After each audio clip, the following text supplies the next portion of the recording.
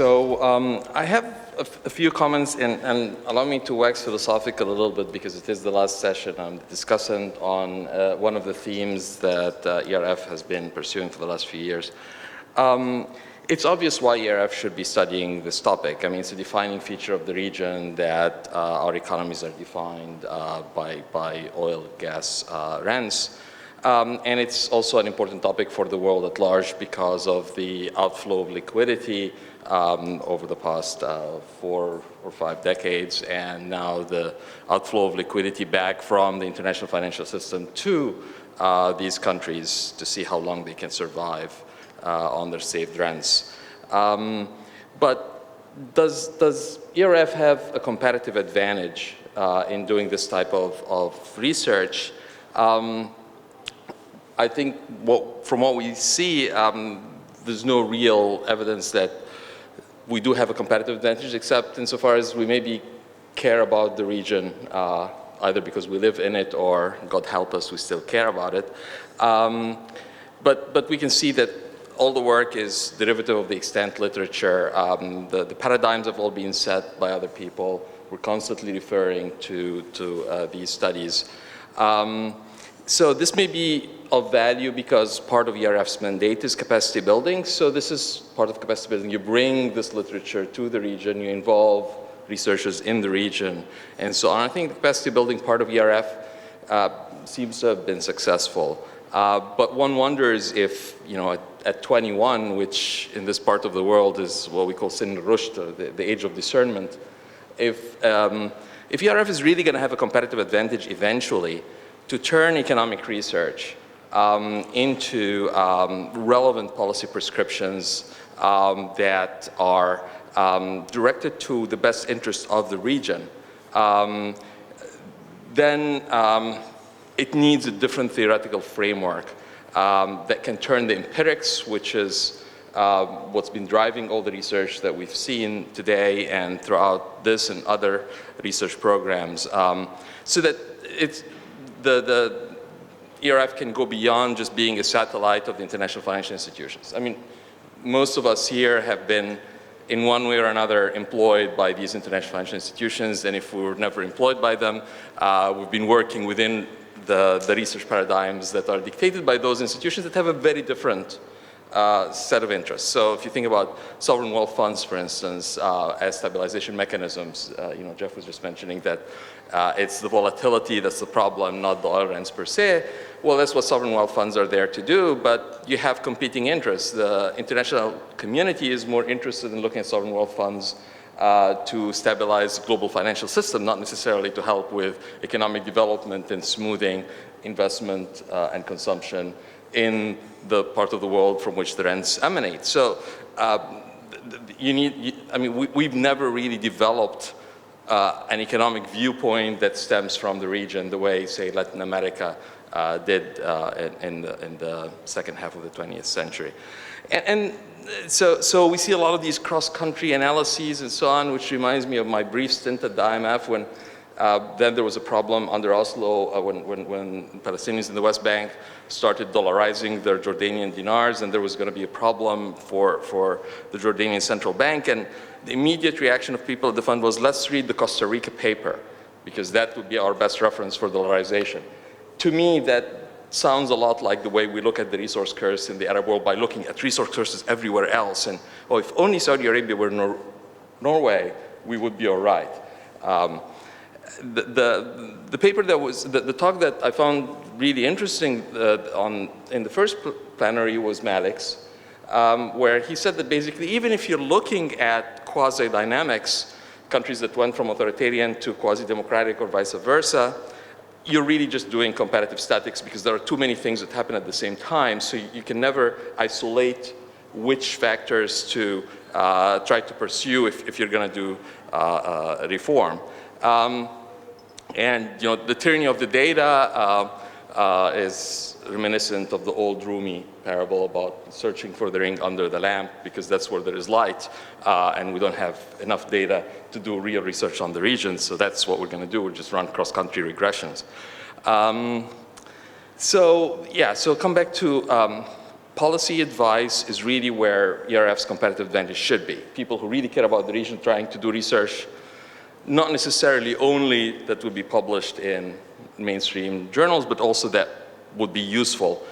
And so the word social contract I heard over and over again throughout the 3 days and during the session. And you wonder, does the Rousseauvian concept of a social contract and a Jeffersonian democracy have anything to do with this part of the world? I mean, we live in a Hobbesian world where if you're going to be talking about reform, it's all about how to have another type of authoritarian bargain. You say, the authoritarian bargain has failed. Yes, but the only solution is another authoritarian bargain. It's, you know, if you're going to live in this part of the world, that's the paradigm within which you have to live. And you have to do research that, I mean, Malik was calling it incentive compatibility or elite incentive compatibility. So you have to do research from that vantage point. You're like Machiavelli writing the Prince, not writing the discourses. You're writing for people who want to know how they can construct a new authoritarian bargain that will work here. Otherwise, we're just writing work that will sound good, that may get published in international venues, but will have absolutely no relevance for the region. So as an example, you know, how to avoid the curse.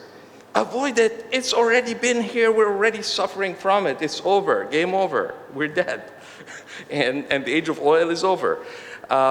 So trying to understand how the curse came about and so on, it's good economic history. But then we don't go deeply into the economic history, and if we're asking, you know, we want to understand exactly how things happened, that may not give us the answer of how to go somewhere. It's reminiscent of Bertrand Russell's you know, story about when he went to ask somebody what's the shortest way to Winchester, and he asked somebody inside. Somebody's asking what's the shortest way to Winchester. He wants to go to Winchester? Yes. He wants the shortest way? Yes. I don't know. Right? It's of no value unless we really are talking to the people who matter. And that goes to, you know, writing policy briefs and so on. To whom are you writing it? You're writing to autocrats. Autocrats who want to know what's the minimum reform needed in order to keep people docile. That's the world we live in. So, you know, the punchline, as Jeff pointed out, was we need political reform. Don't count on it. It's not going to happen. What you want to do is to avoid autocrats going to unnecessary wars and promoting mayhem in order for the local and international communities to say, okay, we'll leave you in place. So, do I need to go further? Yeah, I mean, it may be worthwhile giving one more example. No, I mean, so there is a very relevant point. For instance, for this research program, I think there's a serious question about whether wars in Yemen and Syria are done on purpose to have oil at $40 a barrel when it should have been at $20 a barrel given the current supply and demand. This is a well-known strategy. I don't think it's even a secret. And the question is, well, do people understand what the economic consequences of this will be in the medium to long term? Because they may see the short-term value of propping up oil prices this way, but they may not see the costs that they'll have to pay. They themselves will have to pay in 5 to 10 years. So there's economic research to be done that is of value very much within this framework, but we tell them you need to democratize and have rule of law. I think they say we're already doing that. Another good example to give in this vein, you know, so the point that Jeff made about investment in human capital, he didn't give it much time, but in the paper there's actually a rather long section on it. And you would think this is an area where no two people will disagree, right? Autocrats and Democrats all will want to invest in human capital.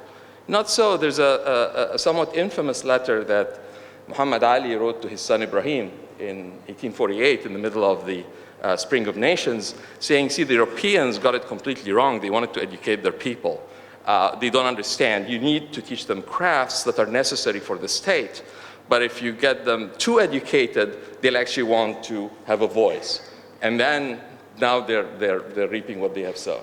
So the dysfunctionality of the education system may very well be by design, either, you know, intentional or unintentional design.